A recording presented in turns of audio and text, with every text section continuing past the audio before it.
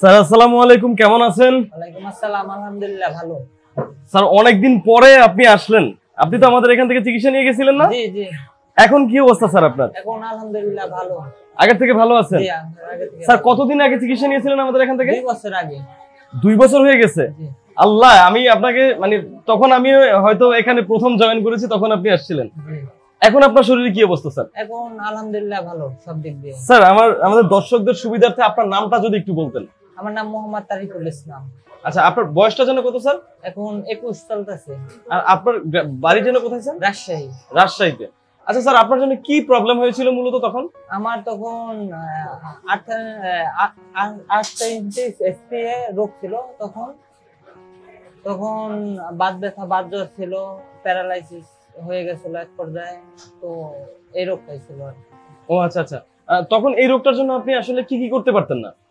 আমি হাঁটাচলা করতে পারতাম না, ঠিক মতো খাওয়া দাওয়া করতে পারতাম না, জ্বর ছিল, মানে সব দিক দিয়ে অসুবিধা, সমস্যা ছিল। ও আচ্ছা আচ্ছা।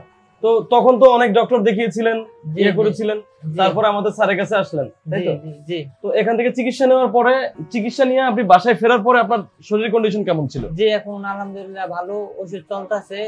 তো 4 বছরের টাইম দিছিল, 2 বছর শেষ আর 2 বছর আছে। তো এখন স্যারকে দেখাতে আসছি। তো মানে স্যারকে রুটিন ফলো আপটা করতে জি আসছেন? জি জি জি। এখনো কি স্যারকে দেখানো হয়েছে? এখনো হয়নি, রিপোর্ট বের হয়েছে, রিপোর্ট জমা দিছি, স্যারে দেখবে, তারপরে কি হয় না হয় স্যারে বলবে। আপনি এমনিতে বাসায় গিয়ে কি কি করলেন? আগে তো তখন তো আপনি মেবি বলেছিলেন যে আপনি খেলাধুলা করতে পারতেন না, জি বা বন্ধু বান্ধবের সাথে যেতে পারতেন না, আপনার অনেক প্রবলেম হতো। জি জি। তো এখান থেকে চিকিৎসা নিয়ে সুস্থ হয়ে যাওয়ার পর বাসায় কেমন ছিলেন? খেলাধুলা কি করেছেন? জি জি, খেলাধুলা করছি, হাঁটাচলা করছি, বন্ধু বান্ধবের সাথে আড্ডা দিছি, এমনকি মানে এখন আলহামদুলিল্লাহ সুস্থ হয়ে আছি। আল্লাহর রহমতে ভালোই আছে এখন।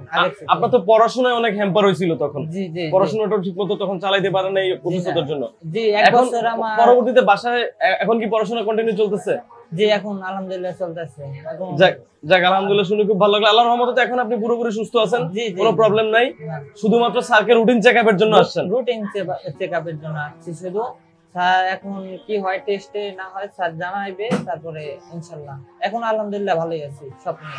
যাক, শুনে খুব ভালো লাগলো স্যার। আপনার অনেকদিন পরে আপনার একটা আজকে সাক্ষাৎকার নিলাম, একদম লাইভ সাক্ষাৎকার মানুষের সামনে। জি sir, I am extremely sorry এটার জন্য। জি। স্যার এমনিতে এই যে আপনার মতো যে সকল রোগীরা আছে বাংলাদেশে, তাদের কি আপনার কিছু বলার আছে কিনা? জি, অবশ্যই তাদের কাছে আমি একটা জিনিসই বলতে চাই, যারা এই ধরনের সমস্যায় ভুগছেন, বা এই প্যারালাইসিস, বাত ব্যথার জন্য যারা ভুগছেন এতদিন, তারা অবশ্যই ডিপিআরসি হসপিটালে আসবেন, স্যারের সাথে দেখা করবেন। ইনশাআল্লাহ আল্লাহর রহমতে সুস্থ হয়ে যাবেন ইনশাআল্লাহ, আল্লাহর রহমতে। আপনাকে অসংখ্য ধন্যবাদ স্যার। স্যার দোয়া করি সবসময় ভালো থাকবেন, সুস্থ থাকবেন। জি। আপনাকে কষ্ট দিলাম স্যার। জি, সমস্যা নেই। ঠিক আছে স্যার, আসসালামু আলাইকুম। ওয়ালাইকুম আসসালাম। ডিপিআরস লিমিটেড, আস্থা, বিশ্বাস ও নির্ভরতায় অবিচল।